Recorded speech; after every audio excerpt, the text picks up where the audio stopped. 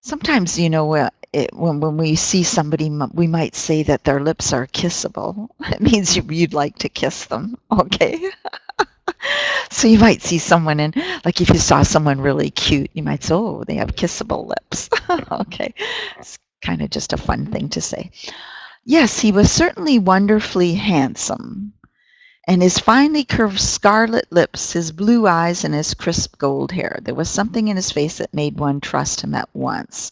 This comes from some writing, but I think it's really old-fashioned. Okay, this is really old-fashioned British English. We probably would never say this, okay? But scarlet lips, maybe.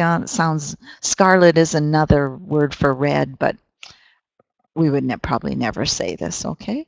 So curved means they curve up or they curve down, okay? And crisp gold hair, I have no idea what crisp hair would be. So this is very old-fashioned, this, okay? Just to warn you about that one. So your eyes might be slanted. The Japanese slant up and the Chinese slant down. So you have slanted eyes. Your eyes might be slanted. They might be narrow. You have narrow eyes when they're really close together. Some people's eyes are closer together than others, or they're a little bit smaller. Or they might be bulging. Some people have eyes that really stick out of their head. They're kind of protruding, bulging eyes, okay? They might be close set, which is the narrow eyes. Again, they're really close to your nose. Okay, so they're close set. If they're deep set, they're really far back, and my eyes are kind of deep set. They're a little bit back in my head. It's nice to have deep set eyes, usually, unless they're really far back. And wide set means they're pretty far apart, okay?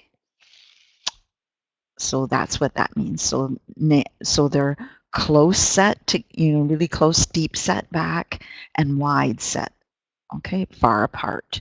Okay. And you might notice that on some people. You only notice these things when they stand out, right? Certain things stand out on people, and that's when you use these because you notice it, right? It's what you notice about them. Okay.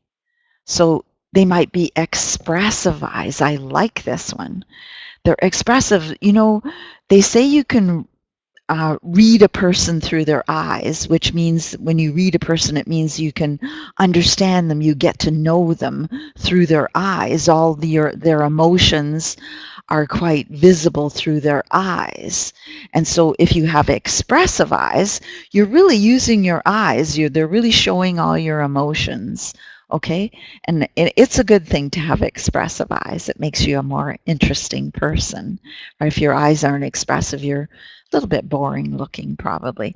You might have bright eyes. This means how do I explain this? You look really excited, and you're alert, and you're enthusiastic, and all these things are in your eyes. You're bright-eyed. You're not. It'd be the opposite to being sleepy. You have sleepy eyes. It'd be the opposite. Piercing eyes are, some people, when they look at you, it looks like they can see right through you.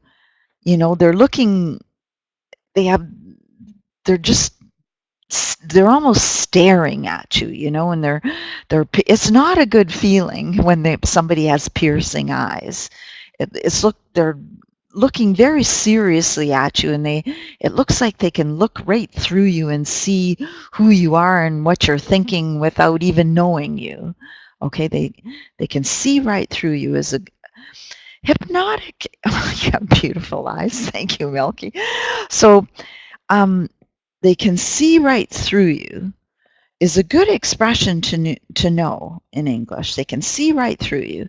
This means they can read you, and it's not only with piercing eyes, but some people have the ability to see right through you. They're quite intelligent. Okay, so hypnotic eyes are the ones that kind of put you in a trance, and you're in love, or you have these pretty strong feelings about them if they're hypnotic. Okay? Then of course, we have all the colors: blue, green, gray, brown, light blue, dark gray, grayish blue, dark, all different. All these are the general colors of eyes. Okay? So you probably know most of those. Okay? So you have dark and light colors, right? So it might be dark something or light something. And here we have some examples, and I believe these are brown eyes, and I believe these are green eyes.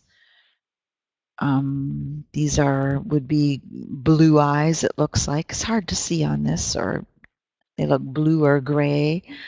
And then another one is probably gray, so all the different colors. Oh, these look blue to me. Okay, so these would have been green. They look green or grayish green, something that. So if you want to combine colors, you just add an ish on the first one: reddish brown, brownish black, greenish gray, grayish green. You could do it either way.